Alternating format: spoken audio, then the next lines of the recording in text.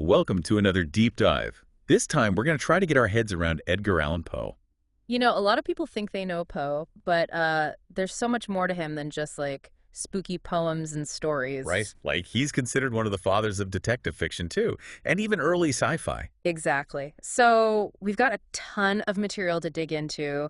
I'm really excited about these excerpts from the American History Tellers podcast, for example. Yeah, those are going to be really interesting. So before we get too far, let's make sure everyone's on the same page here. What exactly are we trying to uncover in this deep dive? Well, we want to go beyond the kind of surface level understanding of Poe, not just the familiar tales, but the man himself. His life was pretty wild. It really was. He's almost like a tragic hero, right? And speaking of tragedy, there's this whole other layer to this deep dive. Yeah, the whole smear campaign that followed him, basically trying to erase his real legacy. It's crazy how a rival author could have such a lasting impact on how Poe was perceived.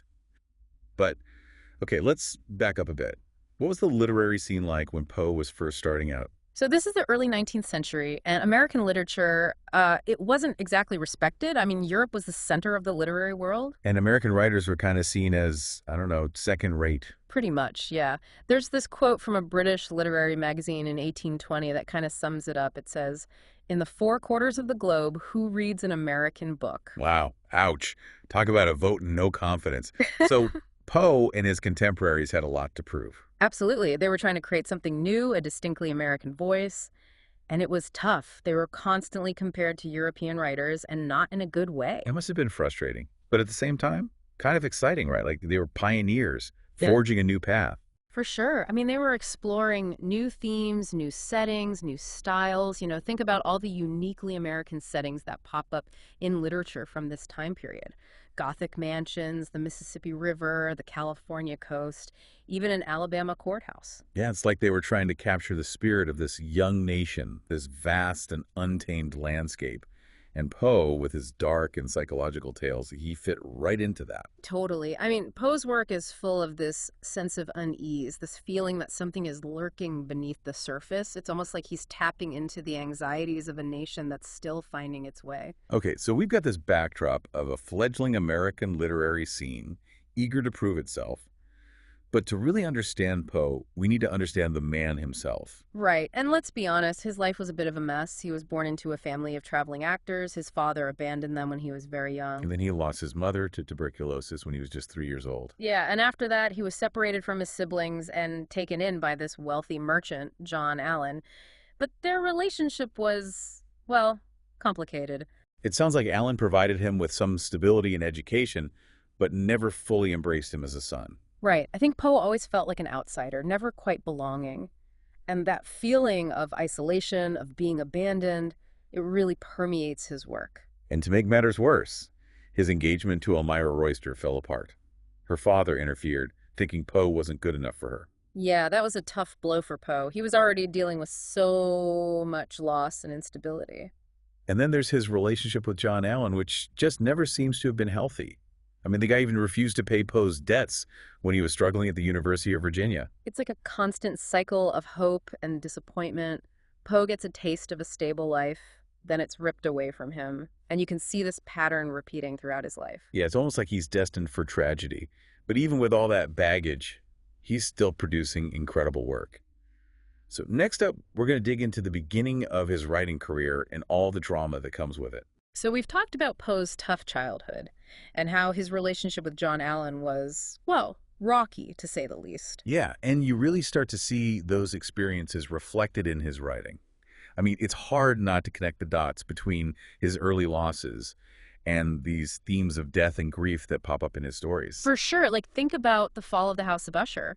That story is all about decay and loss, both physical and psychological. It's like Poe's working through his own trauma on the page. It's interesting, though, because even as he's grappling with these dark emotions, he's also falling in love and getting married. Right, his marriage to Virginia Clem, that was a pretty controversial relationship at the time. Well, yeah, I mean, she was his cousin, and Yeah. she was only 13 when they married. It Yeah. definitely raises eyebrows. Yeah, but it's important to remember the historical context, right? I mean, things were different back then, and by all accounts, they had a deep and loving relationship. Absolutely. And tragically, Virginia was diagnosed with tuberculosis a few years later, which, as we know, Poe had a very personal connection to that disease. Absolutely. He'd already lost his mother and foster mother to tuberculosis. So to see Virginia suffering from the same illness, it must have been devastating for him. It's like he's reliving his worst nightmare. And I think you really see that emotional turmoil reflected in his writing from this period. Yeah, for sure. I mean, think about the women in his stories. They're often delicate, ethereal figures, kind of on the verge of death, like Madeline Usher, Ligeia. It's like he's fixated on this idea of beauty fading away. It's almost like he's trying to preserve that beauty in his writing, knowing that it can't last in the real world. Right. And it's during this time, amidst all this personal turmoil, that Poe produces some of his most iconic works: The Fall of the House of Usher, of course, and The Murders in the Rue Morgue. Which is considered the first detective story. I mean, Poe basically invented an entire genre. He really did. He lays the groundwork for everything that comes after. You can see the seeds of Sherlock Holmes and Agatha Christie in Poe's C. Auguste Dupin. And then you have The Telltale Heart, which is just a masterpiece of psychological horror. The way Poe builds suspense, the way he gets inside the mind of the narrator, it's chilling. He had this incredible ability to tap into our deepest fears, and he wasn't afraid to go to some pretty dark places in his writing. But even as he's achieving literary success, he's still struggling financially. And those self-destructive tendencies we talked about earlier, they keep popping up. Yeah, he had a hard time holding down a steady job. He'd get restless, feel stifled, and quit, even when he had a good thing going, like at Graham's magazine. It's almost like he sabotaged himself. Like he couldn't handle success, or maybe he didn't believe he deserved it. That's an interesting thought. Like maybe he was afraid of what success would bring. Or maybe he felt like he needed to punish himself somehow. There's also that story about him going to Washington, D.C. to try to get a government job, but he shows up drunk to the interview. Like, come on, what was he thinking? I know, right? It's both funny and tragic at the same time. Like you want to shake him and say, dude, get it together. But I guess that's part of what makes him such a compelling figure, this mix of brilliance and self-destruction. And it all comes to a head in 1845 with the publication of The Raven. That poem, it's just iconic. The rhythm, the rhyme, the repetition of nevermore. It's like a haunting melody. It's so deliberate, too. Like, Poe wrote an essay about how he crafted The Raven, explaining all the choices he made. Oh, really? I didn't know that. Yeah, he said he wanted to create a poem that was both universally relatable and emotionally powerful. And he chose the raven as a symbol because he saw it as this non-reasoning creature capable of speech, which I thought was interesting. That makes sense given the poem's themes of grief and loss and that sense of something dark and unknowable lurking just beyond our grasp. Exactly. And with The Raven, Poe finally achieves the kind of fame he'd always craved. But of course, it couldn't last. Right. Because just as he's riding this wave of success, he starts making some really questionable decisions, like attacking other poets, accusing them of plagiarism. And then there's that infamous incident at the Boston Lyceum where he shows up and basically insults his audience. I know. He recites this old nonsensical poem and pretends it's a new work. Like, what was he trying to do? Alienate everyone. Self-sabotage again. It's baffling. It really is. And sadly, this is just the beginning of Poe's downfall. His finances are a mess, his drinking gets worse, and Virginia's health continues to deteriorate. It's a tough period. And it all culminates in Virginia's death in 1847, which, from what I've read, just completely shattered Poe. Absolutely. He was never the same after that.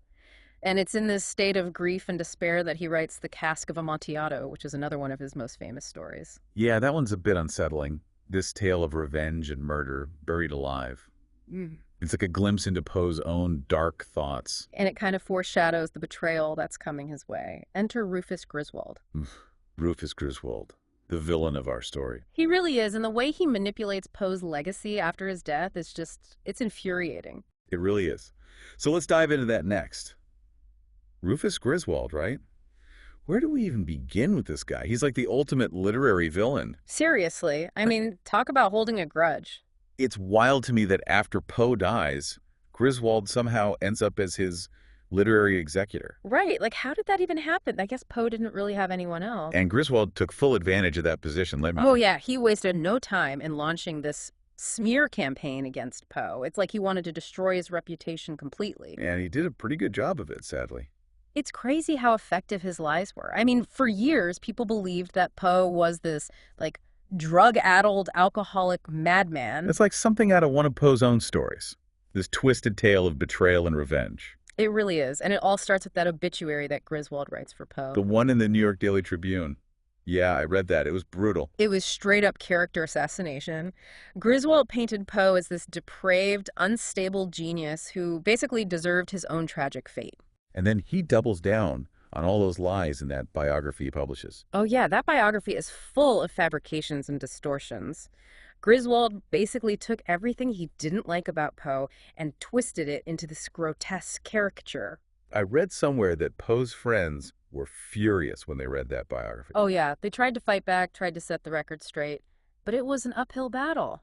Like they were going up against this established narrative that Griswold had created, and people were all too eager to believe the worst about Poe. Right, because it's always more interesting to believe the gossip, the scandal, especially when it involves someone as famous as Poe. It's frustrating, though, because it took decades for Poe's reputation to recover from that smear campaign. Yeah, it wasn't until the 20th century that scholars really started to reevaluate his life and work. And what they found was a brilliant writer who was way ahead of his time. Exactly. And if you look at his work objectively, it's clear that he was a genius. I mean, he basically invented detective fiction with The Murders in the Rue Morgue. And don't forget about his influence on psychological horror and even science fiction. He was exploring themes that nobody else was touching at the time. Like the dark side of human nature, the descent into madness, the blurring of reality and fantasy. He was a master of creating this unsettling atmosphere, this sense of dread that just stays with you. And his influence can be seen in so many writers and filmmakers who came after him. I mean, think about Hitchcock, Stephen King, even David Lynch. They all owe a debt to Poe.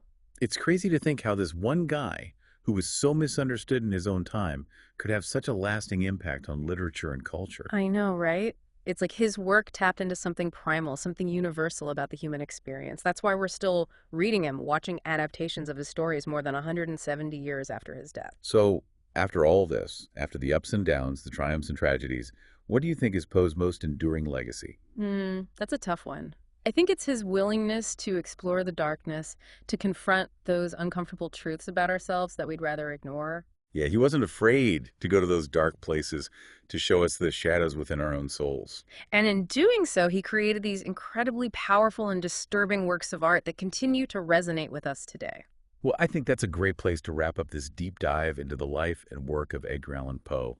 We covered a lot of ground today, from his troubled childhood to his literary innovations, the smear campaign that tarnished his legacy, and ultimately his enduring impact on literature and culture. It's been a wild ride, but I think we've gained a deeper appreciation for Poe's genius and the complexities of his life. I agree. And after all this, I can't help but wonder, how might our perception of Poe be different today if not for Rufus Griswold and that whole smear campaign? It's a question we'll probably never have a definitive answer, but it's definitely something to ponder. It definitely makes you think about the power of narratives and how easily they can be manipulated. Exactly. It's a reminder to always be critical, to question what you read and hear, to seek out multiple perspectives. Don't just take things at face value, especially when it comes to history and biography. Couldn't agree more. We have to be our own detectives sometimes, digging for the truth. Well said. Thanks for joining us on this deep dive into the world of Edgar Allan Poe. We'll see you next time for another plunge into history's hidden depths.